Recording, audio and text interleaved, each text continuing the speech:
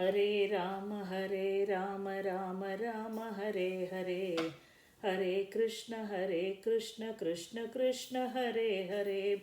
Hare Rama Rama Rama Hare Hare. Hare Krishna Krishna Krishna Hare Hare. Hare Rama Rama Rama Hare Hare. Hare Krishna Krishna Krishna Hare Hare. Chapter 23. Shri Shuka Uvacha Ata Tasmat Paratasത്രयोदश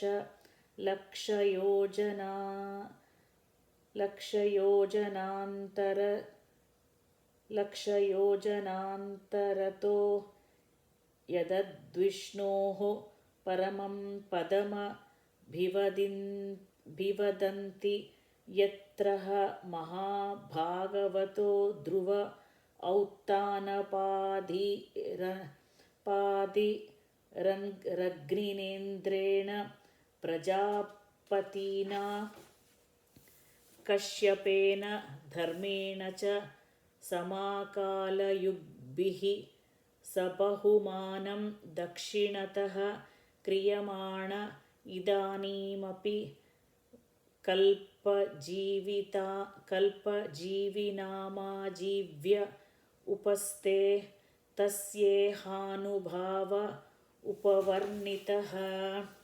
Sukadeva Goswami continued, My dear king, 1,300,000 yojanas or 10,400,000 miles above the planets of the seven sages is the place that learned scholars describe as the abode of Lord Vishnu.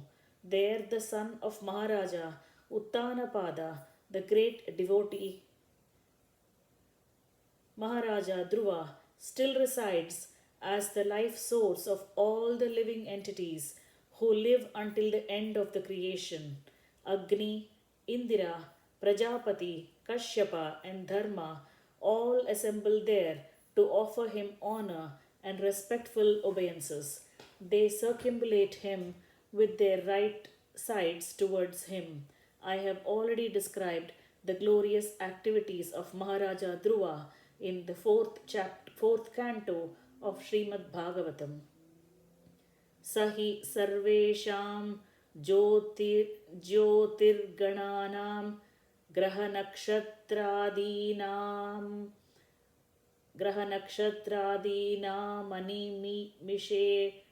animishena ramhasa bhagavata kalena brahmyamananam stanurivavashtabhya ishwarena vihitaha shashwadha vabhasate.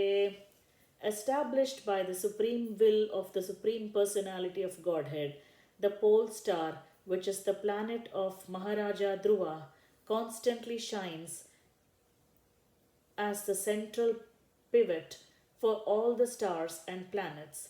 The unsleeping, invisible, most powerful time factor causes these luminaries to revolve around the pole star without cessation.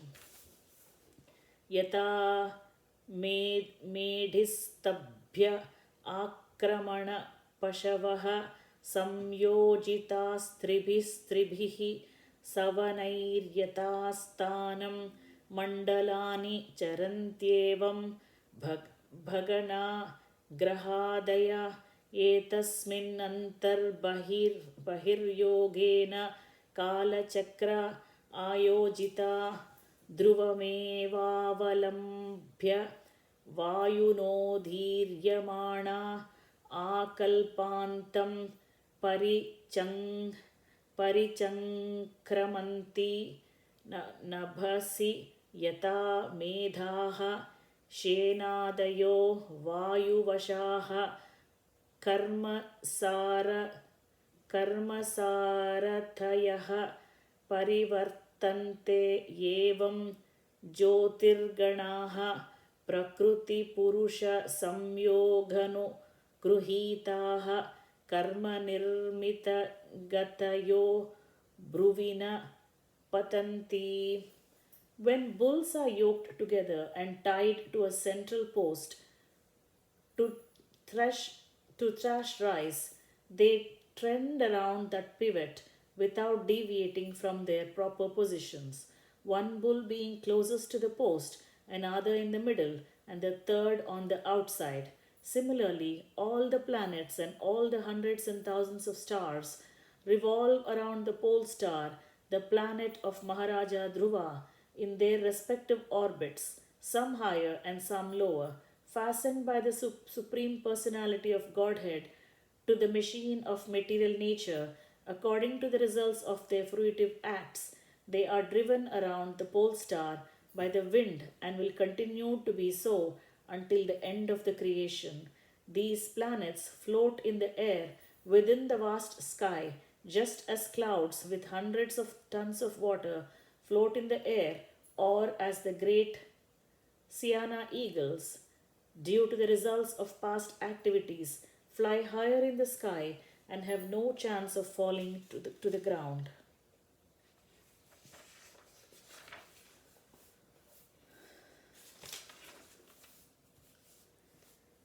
केचनैतज्ज्योतिरनीकं शिशुमारसंस्थानेन भगवतो वासुदेवस्य योगधारणायामनुवर्णयन्ति. This great machine, consisting of the stars and planets, resembles the form of Sisumara, dolphin, in the water. It is sometimes considered an incarnation of Krishna, Vasudeva. Great yogis meditate upon Vasudeva in this form because it's actually visible. Yasya pruchagrevakshirasah कुण्डलीभूतदेहस्य ध्रुव उपकल्पितस्तस्य लाङ्गूले प्रजापतिरग्निरिन्द्रो धर्म इति पृच्छमूले धाता विधाता च कट्यां सप्तर्षयः तस्य दक्षिणावर्तकुण्डलीभूतशरीरस्य यान्युदगयनानि दक्षिणपार्श्वे तु नक्षत्राण्युपकल्पयन्ति दक्षिणायनानि तु सव्येयता. शिशुमारस्य कुण्डला भोगसन्निवेशस्य पार्श्वयोरुभयोरप्यवयवाः समसंख्या भवन्ति पृष्ठे त्वजवीथी आकाशगङ्गा चोदरतः.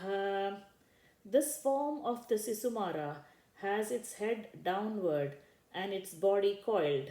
On the end of its tail is the planet Dhruva. On the body of its tail are the planets of the demigods Prajapati, Agni, Indira, and Dharma, and at the base of its tail are the planets of demigods Dhata and Vidhata. Where the hips might be on the Sisumara are the 7 saintly sages like Vashishta and Angira. The coiled body of the Sisumara chakra turns towards its right side, on which the 14 constellations from Abhijit to Punarvasu are located.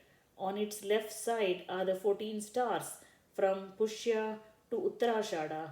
Thus, its body is balanced because its sides are occupied by an equal number of stars.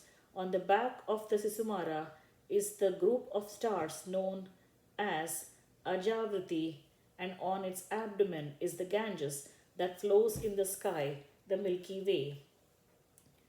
Punarvasu Pushyau Dakshina Shronyodrardrashleshe च दक्षिणावासयोः पश्चिमयोः पादयोरभिजितुत्तराषाढे दक्षिणावामयोर्नासिकयोर्यथासंख्यां श्रवणपूर्वाषाढे दक्षिणावामयोर्लोचनयोर्धनिष्ठा मूलं च दक्षिणावामयोः कर्णयोर्धमघादीन्यष्ट नक्षत्राणि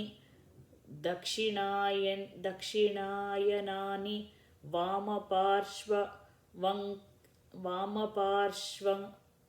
वामपार्श्ववङ्क्रिषु युञ्जति तस्तयैव मृगशीर्षादीन्युदगयनानि दक्षिणापार्श्ववङ्क्रिषु प्रतिलोभ्येन प्रयुञ्जीत शतभिषाञ्जेष्ठे स्कन्दयोर्दक्षिणवामयोन्यसेत्. On the right and left sides of where the loins might be on the Sisumara chakra are the stars named Punarvasu and Pushya. Ardra and Aslesha are on its right and left feet. Abhijit and Uttarashada are on its right and left nostrils. Shravana and Purvashada are at its right and left eyes. And Dhanishta and Mula are on its right and left ears. The 8 stars from Magha to Anuradha, which mark the southern course, are on the ribs of the left of its body, and the 8 stars from Mrigashira to Purvabhadra, which mark the northern course, are on the ribs of the right side. Satabisha and Jeshta are on the right and left shoulders. Uttarahanava Ghasti Radharahanau Yamo Mukeshu Changarakaha